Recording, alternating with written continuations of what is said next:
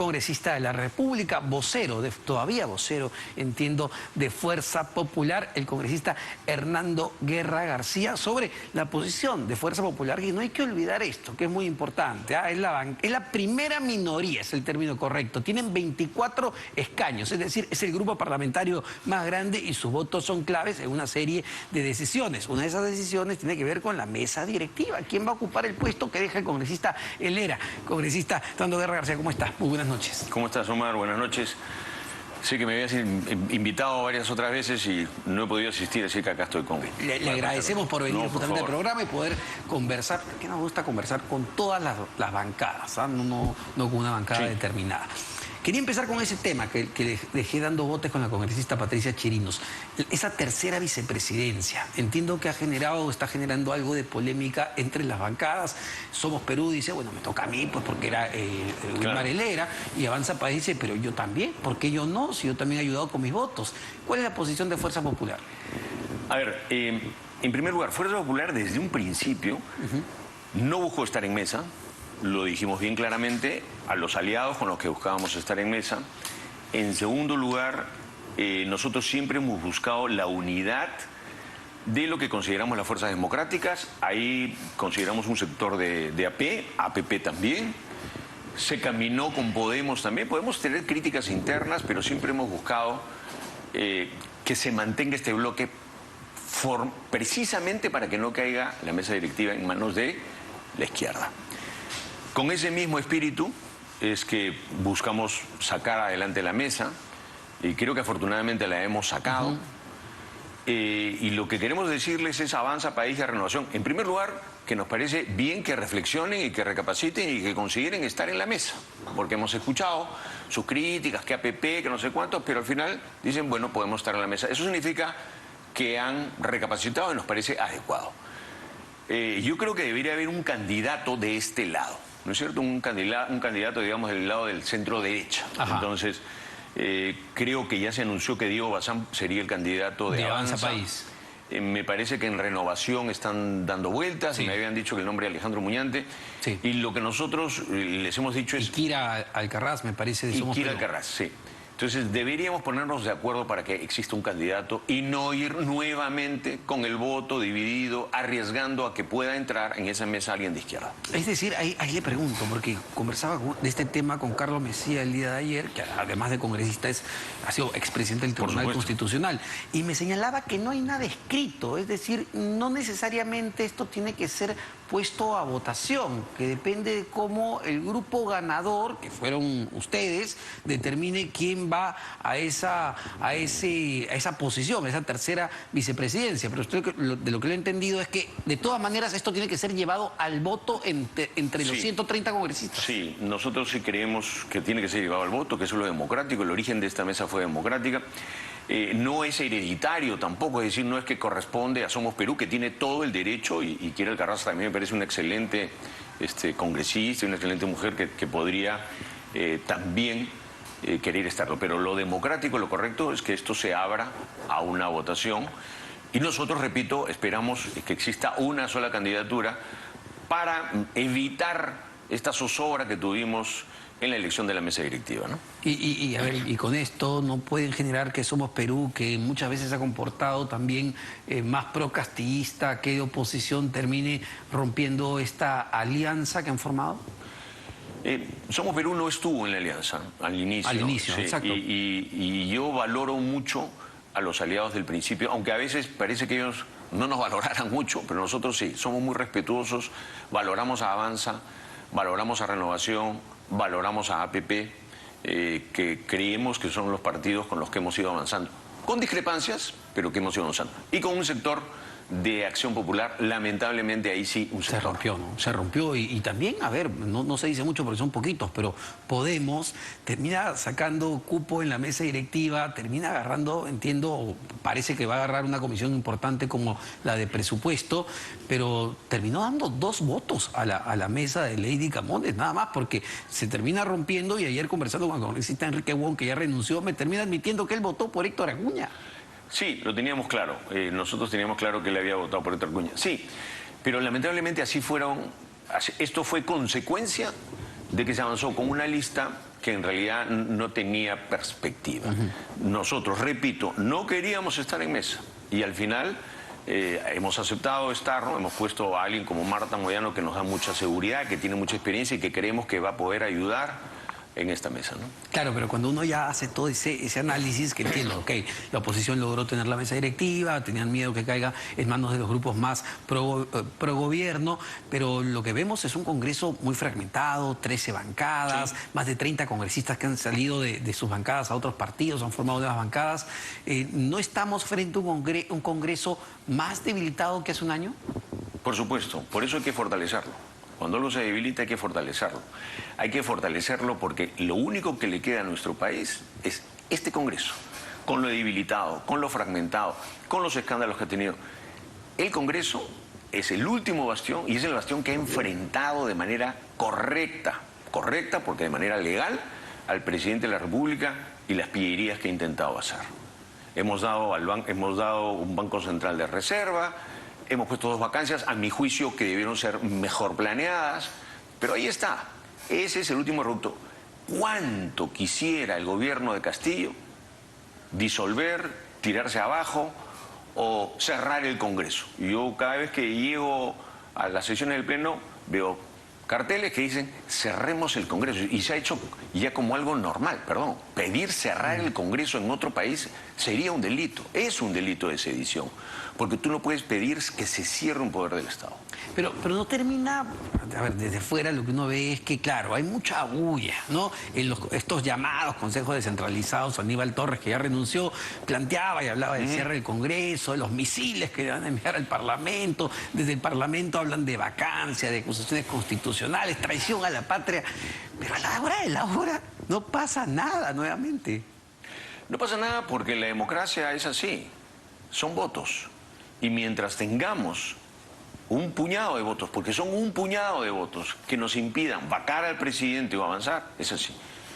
Y desde ese punto de vista nos queda preguntarnos, entonces, ¿qué hacemos? ¿Los votamos, los sacamos a patadas, les prohibimos entrar? No, esos son los costos de la democracia y esos son los costos, Omar, de votar por determinados candidatos y por determinados partidos. Y lo que tenemos que hacer los peruanos es aprender a reflexionar sobre a quién llevamos al Congreso. Pero, a ver, ahora, me queda claro, entonces, en términos de votos, la vacancia en este momento no es viable. Yo creo que va a avanzar, fíjate, yo creo que la verdad se va a abrir paso, yo creo que van a haber datos, yo creo que las investigaciones, yo he escuchado muy atentamente a César Nakazaki, creo que va a dar esta contundencia. Lo que sucede es que en muchos casos se espera, pues, ¿no? Una especie de video, algo que estalle, ¿no?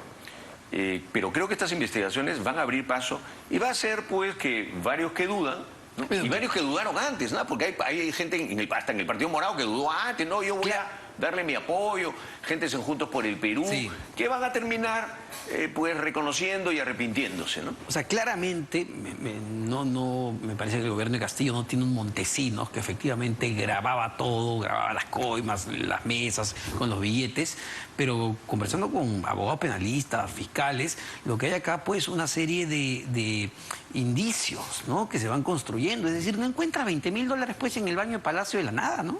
Sí, sí.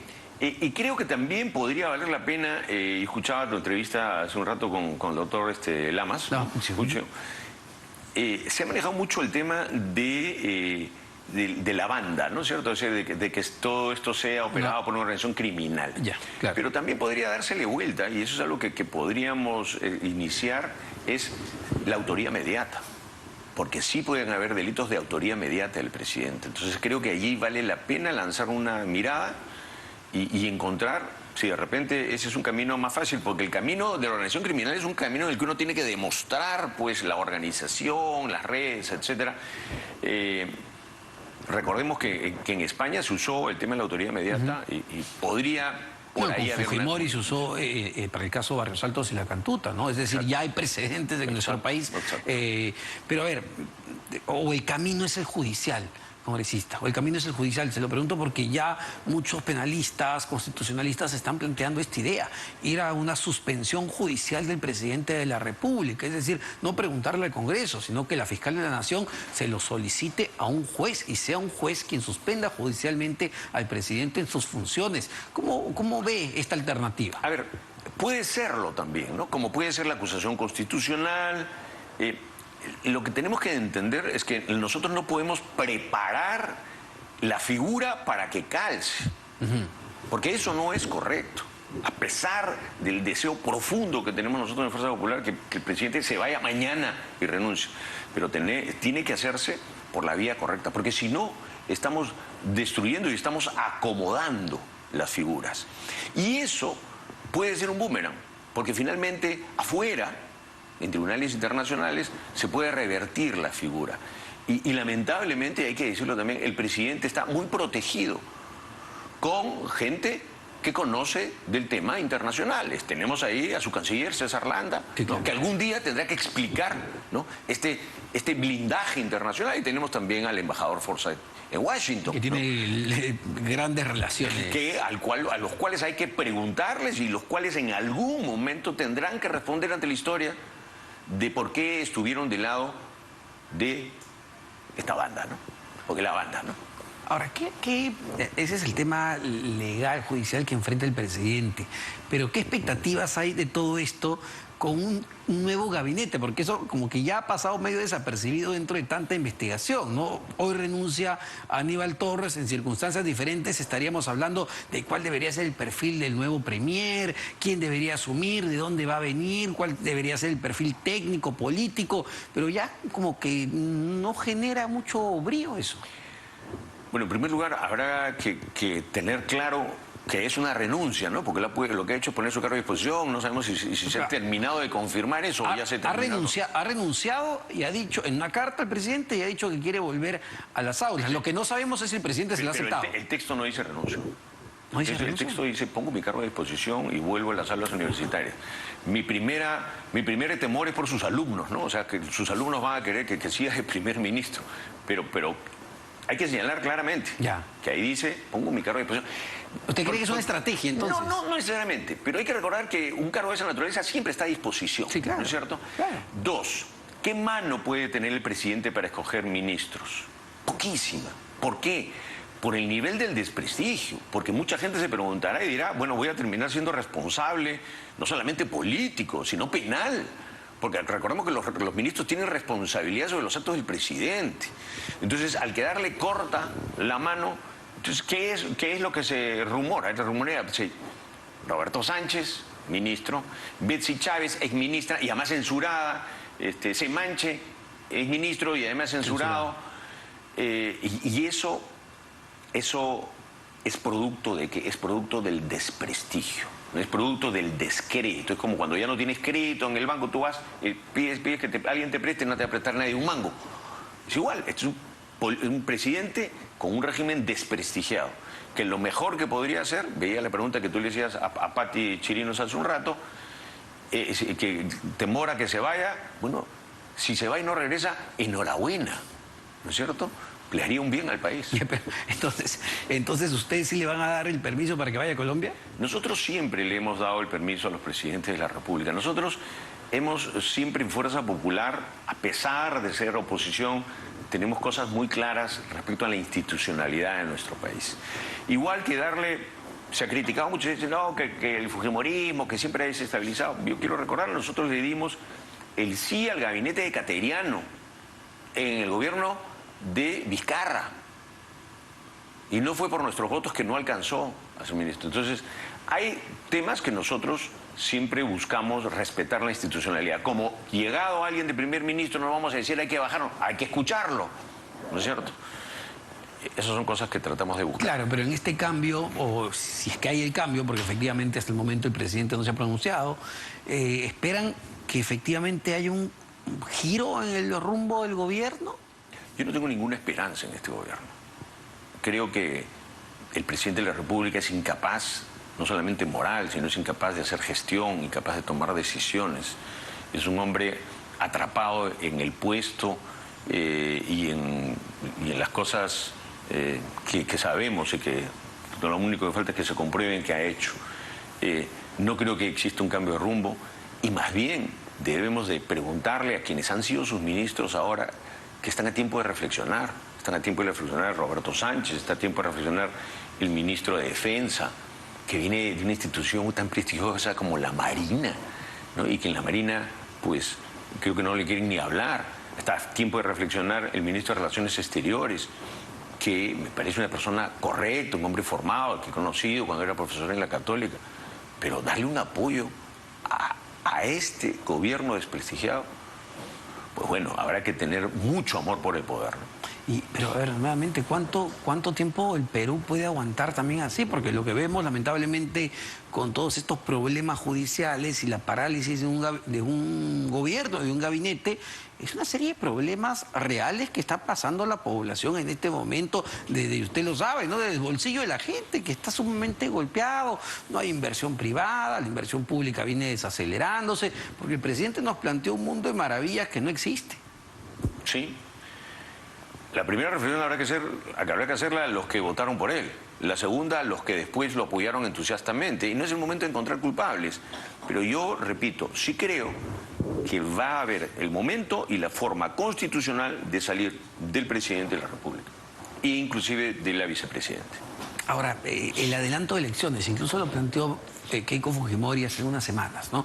No es una posibilidad, no es viable constitucionalmente que en el Congreso se discuta, se debata, a ver qué pasa, si ese es un camino, es decir, bueno, que no renuncie, pero adelantemos las elecciones, tanto de presidente como parlamentaria. Sí, yo creo que eso es un escenario posible de reflexionar, lo planteó nuestra presidenta, en la bancada algunos piensan diferente. Sin embargo, yo sí creo que es un escenario que hay que analizar. Lo que no podemos hacer son dos cosas. Plantear unas elecciones con el mismo Jurado Nacional de Elecciones, porque vamos a tener los mismos resultados. Y nosotros tenemos serias dudas del comportamiento, que nosotros la ciudadanía del comportamiento del Jurado Nacional de Elecciones y de los organismos electorales. Tampoco podemos plantear elecciones si no existe una revisión de nuestro sistema también de partidos y de las normas alrededor de los partidos. Y tampoco podemos estar al son de aquellos que fuera del Congreso dicen, que hayan elecciones generales, y claro, y te ponen una lista de ONGs que no sé a quién representarán. No, perdón, los representantes son el Congreso, y esa es una salida que debiera plantear el Congreso, y yo creo que podría plantearla, debería plantearla en algún momento, sí.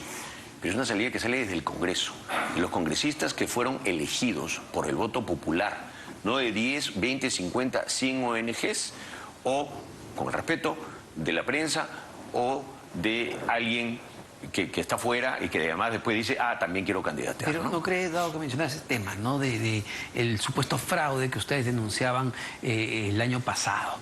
¿No creen que eso ha terminado afectando muchísimo a la oposición luego de que la propia Fiscalía se pronunció, dijo que pues no encontraba absolutamente nada de lo que han denunciado? El propio informe del congresista Jorge Montoya dice que bueno, hay que investigar, hay que indagar, pero que no muestra ninguna prueba fehaciente de que haya habido un fraude electoral.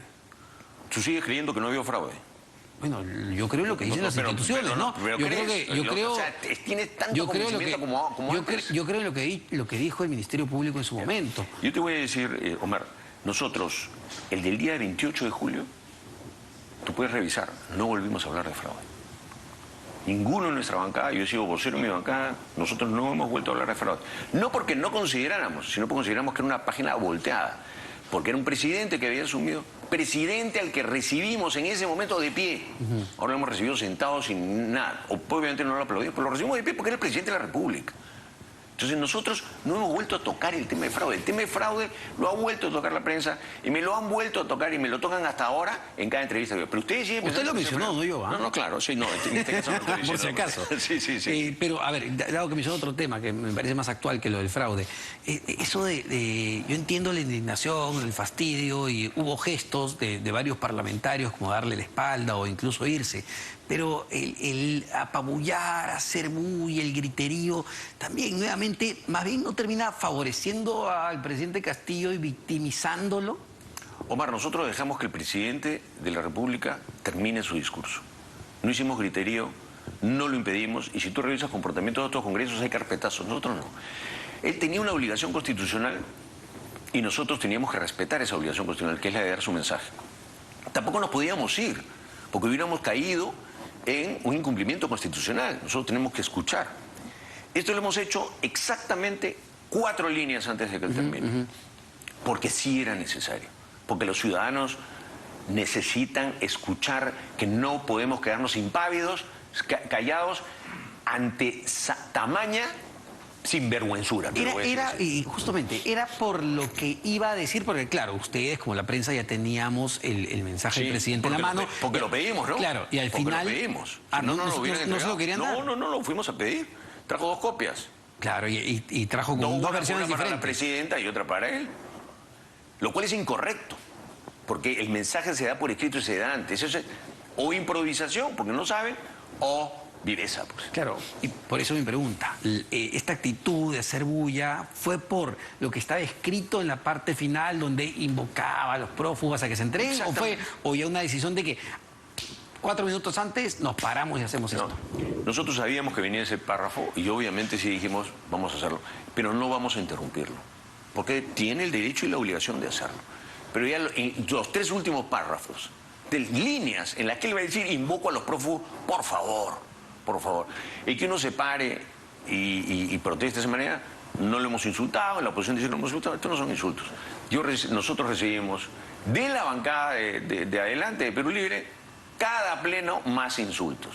Porque el único argumento que le funciona es que el fujimorismo nunca más, somos culpables, el día que hay un tsunami, seremos culpables también.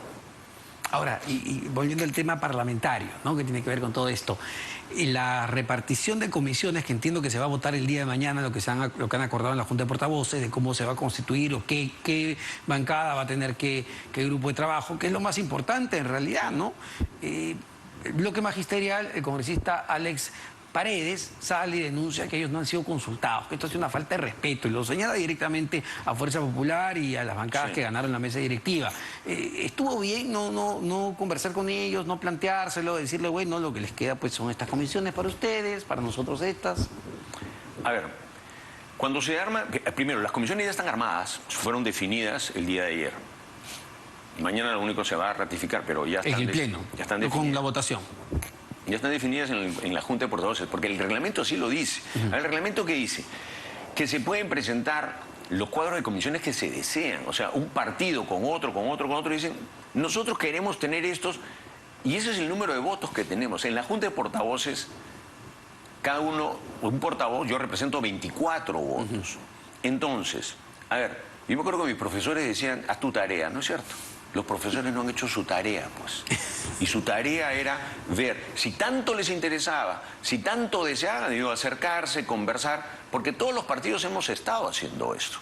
Y lo hacemos porque tenemos bancadas organizadas, porque somos responsables y porque hemos querido mantener, en esencia, las comisiones que hemos tenido del año pasado. Lo que les ha dolido a ellos, y lo dicen claramente, es que nuevamente, por segundo año legislativo consecutivo, no les den la Comisión de Educación, dado que se trata de la bancada magisterial, y se lo den a Renovación Popular. Pero vamos a ponerlo como es. Nuevamente, por segundo año, ellos se olvidan de hacer su deber. Nuevamente, por segundo año. Si les interesa tanto, que sean responsables, pues. Que miren y que lean su reglamento, que se den cuenta qué día se define, qué se ve. O sea, si están pensando en otras cosas, entonces, si les interesa tanto la educación, que la cuiden y que busquen su comisión. Ahora, aún así, no creo que se las hubiese dado a ese sector. No creo. ¿Por qué? ¿Por qué? Porque hay que cuidar. Y yo creo que desde ese punto de vista el sector magisterial se equivoca. Nosotros no podemos tener congresos que solamente se interesen por un sector.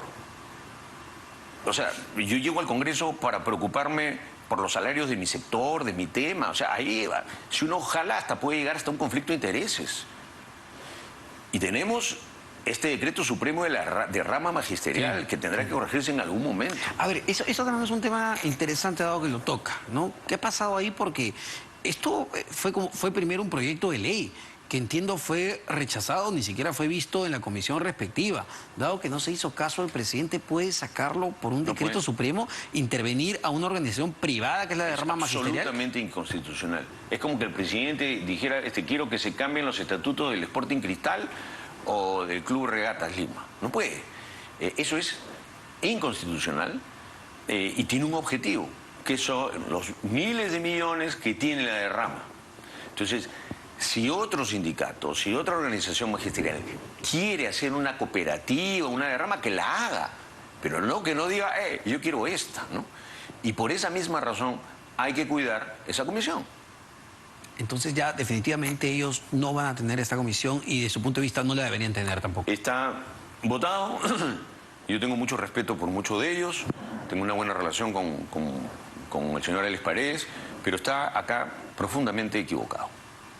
Perfecto, señor Hernando R. García, muchísimas gracias por esta entrevista. Congresista de la República, todavía vocero de Fuerza Popular, ¿entiendo? Todavía hasta hoy día. ¿Quién asume la vocería? Nuestra bancada es muy democrática. Mañana escogeremos quién continúa. Perfecto, muchísimas gracias nuevamente. Vamos ahora de